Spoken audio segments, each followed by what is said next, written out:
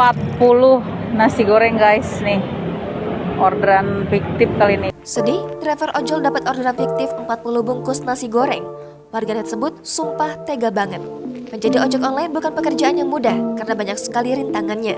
Salah satunya adalah kalau ada orang yang melakukan order fiktif, seperti yang menimpa seorang driver ojol ini.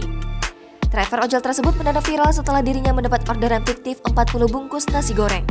Dalam video yang diunggah akun Instagram @memomedsos pada Kamis 9 Juni 2022, tampak seorang driver ojol tengah duduk lesu di pinggir taman.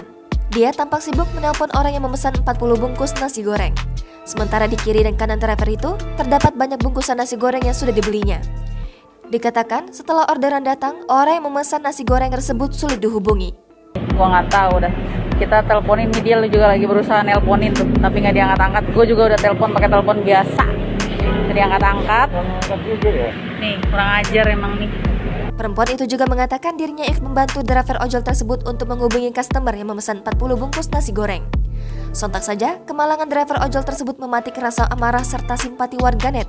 Salah satu warganet mengatakan bahwa tegas sekali pelaku yang melakukan hal tersebut. Jangan lupa subscribe, share, komen, dan like ya.